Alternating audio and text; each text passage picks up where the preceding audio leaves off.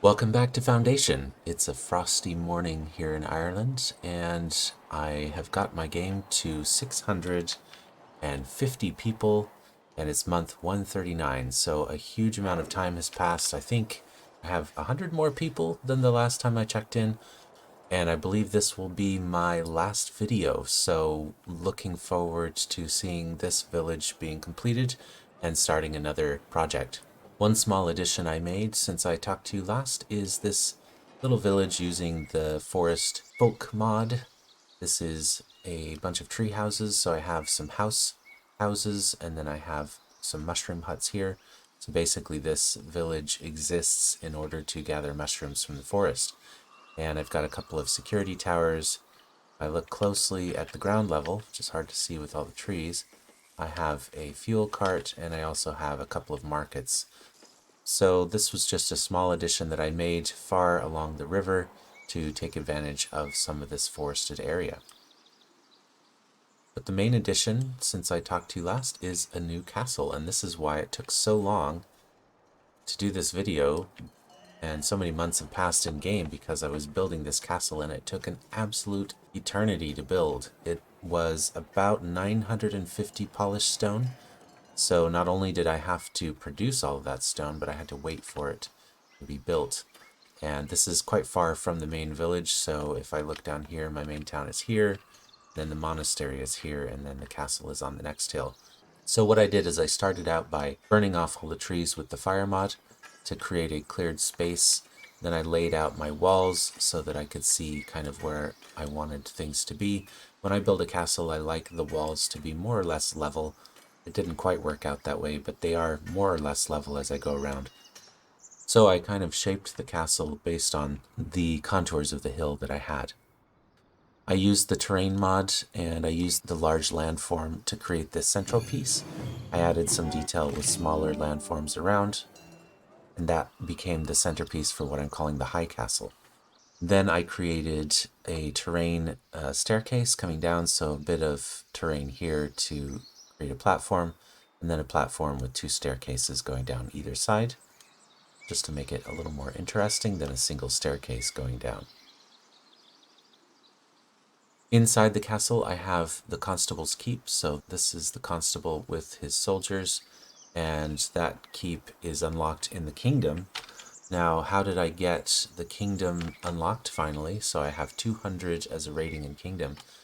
Well, this castle actually unlocked it for me because I modified the security mod and I released that change yesterday, so that now within the wooden keep monument, so if I go in here,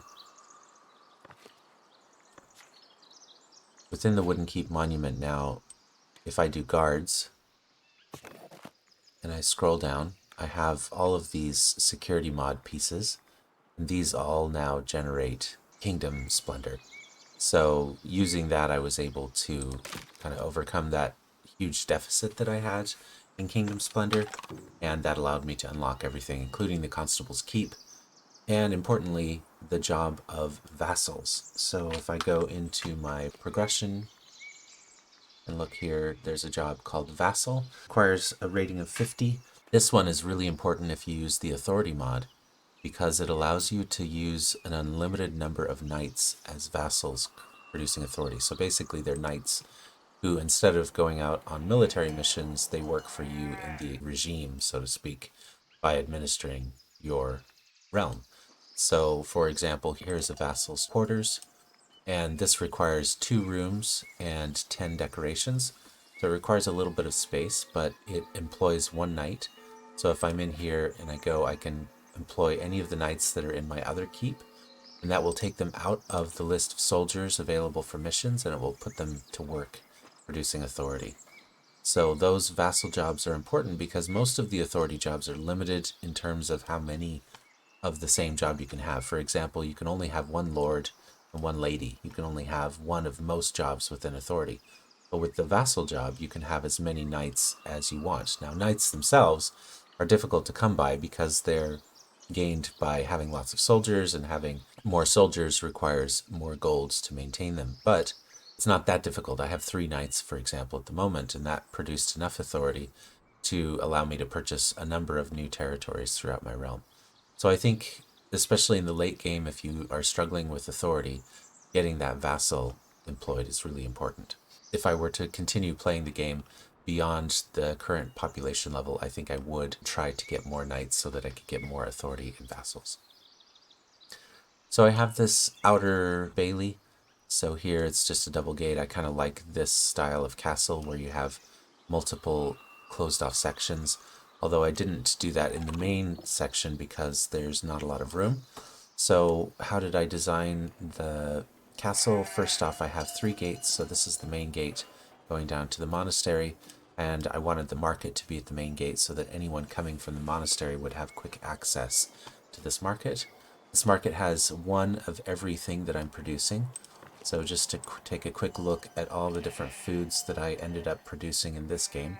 This isn't the actual maximum number of foods that can be produced. I'm not selling cheese, for example, because I'm using it mostly in my tavern. But I'm selling almost everything of all the other foods that I produce. And someone asked me on Discord, why do I have so many market stalls?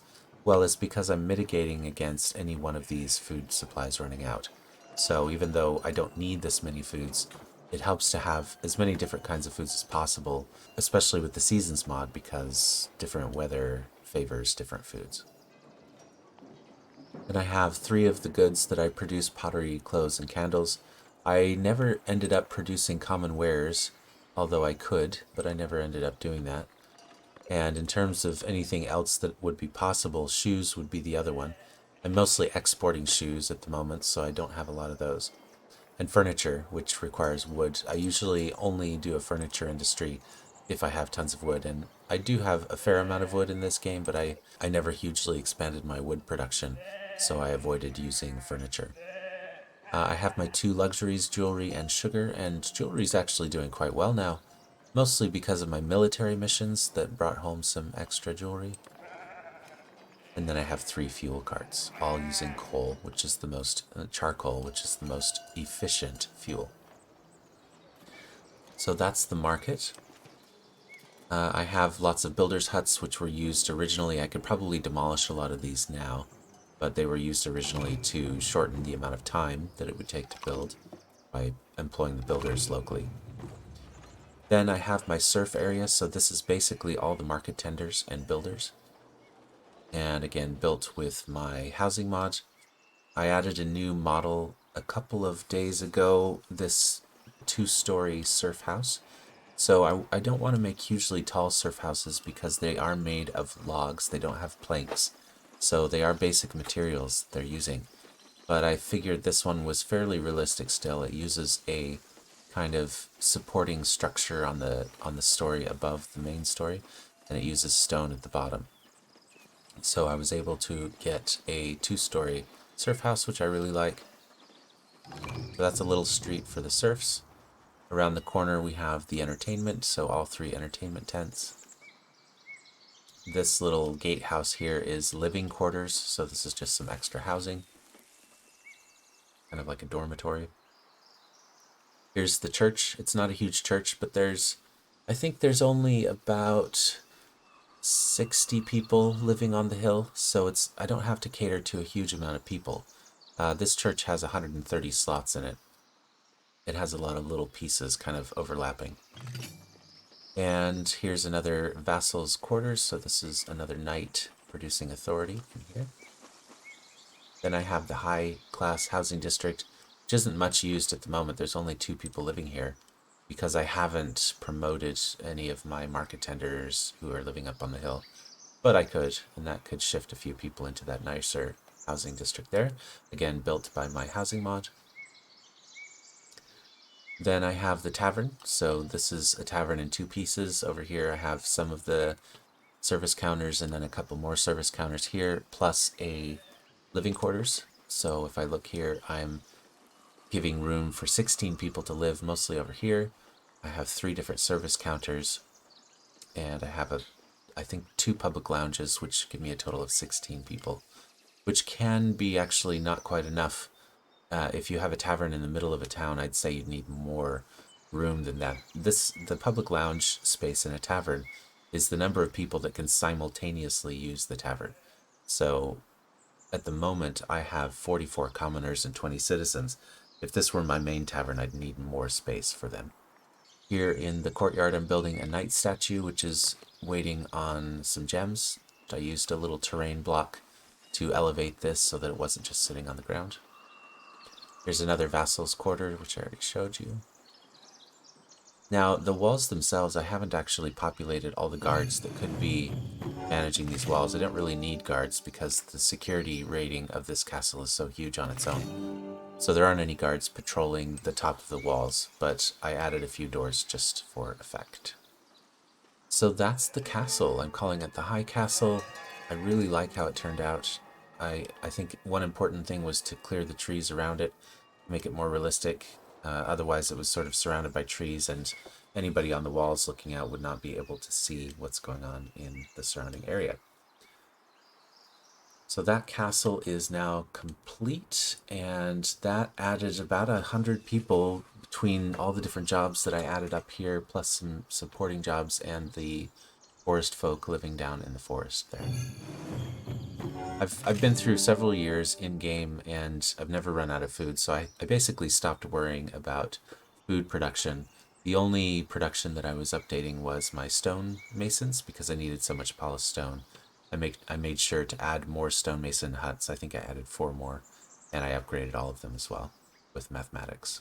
A couple other changes I made. I had to move the shrine because it was too close to the castle, so the shrine is now way out here in this little nook for people to visit. It's right next to an outlaw camp. This outlaw camp's been here for a long time. It's where my local outlaws like to hang out. And the last thing that I did is, in order to increase my fish supply, I built these little, they're not even villages, they're just a couple of fishing huts, a house, and a security tower on these little access points. So I noticed that there were a lot of fish along this area, and it's right below my castle and my monastery, so I built these just to take advantage of that. So I used the log cabins from the Frontier Fortifications mod. So you go into the services menu, and it's the same monument that builds these little wooden guard towers, but it has cabins which act as houses. So those log cabins here for those fishing huts, and over here I just have some regular houses from my housing mod. So that's increased my fish supply, and it's also given a little bit more life to this hillside. So that's Twisted River. I had a lot of fun on this map. I've seen a lot of comments in Discord about the map generator and the fact that the maps that it generates are very hilly, and the people don't like that, but I really love hills. I think it adds a huge amount of character to the game to have these differences in elevation and topography. I mean, my main town basically was built on one of the flattest areas possible. I suppose this was flat as well, but it's further towards the map edge. But, you know, I was able to get hundreds of people into this town, especially by creating the dense housing projects that I later replaced the original housing with. And I'm really pleased with this small town. It looks very realistic. Down in the valley, you know, would be the first place people would always settle, would be near the water. I really like the way that that turned out. My Soldier's Hill, my first outlying village, never became the castle that I envisioned, but I like the rural character of this, and I like the fact that it's so productive in terms of timber. So I'm quite happy with that village.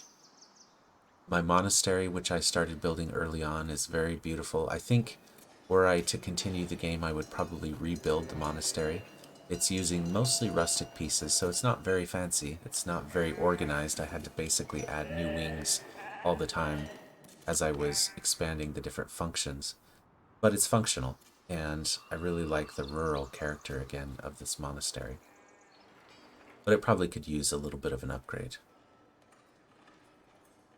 The village of Balds built lots of food, which is what enabled me in the late game to stop worrying about food production. Even the last few months in game, I've been adding these silos, which doubles the animal production, which is really important because animals are a critical industry for the meat and the shoes that I'm exporting. And I like these kinds of villages where there's a central road and then lots of houses on either side. So that village has been really useful to get me above the level of subsistence poverty that I was experiencing for several years there. And then, of course, the castle. You know, this castle is functionally not really relevant, right? Like in Foundation, the only real need that I have for a castle in my game is the security mod. And this castle is massive overkill as far as the security mod goes. I mean, I could probably be sending these soldiers out to secure all of these areas, but it wouldn't be very efficient because they'd have to travel so far. So it's not really necessary to have a castle, but I think in terms of the kingdom estate, it's really fun to have a castle, so I'm quite happy with it. So just a short video today, that's Twisted River. I hope you've enjoyed my journey as I've built this town and these villages over time. I hope that you're having fun with Foundation, that you're experimenting with different mods. Please do contact me on Discord. There's lots of us on Discord who can answer your questions. Some mods are easier than others, and I know sometimes it takes time to really understand them, especially a lot of people seem to try to dive into lots of mods all at once, which is tough because a lot of these mods do fundamentally change the game. But I hope that you've enjoyed the journey with me. I'm going to post this save file onto Discord, so those of you who want to take a look at my village or even expand it and play around with it a bit more are welcome to do so. One other fun thing you can do with other people's save files is by using the fire mod. You can burn everything down, which is kind of fun to watch. But I will post it on Discord for those of you who are interested. I haven't decided yet what my next project will be, but I'm thinking that I might do a couple more small mod projects. I might play a desert map again. I started one earlier, but now that 1.9 is fully bedded down, I think playing a desert map might be a lot of fun. So thanks for watching, and we'll see you next time.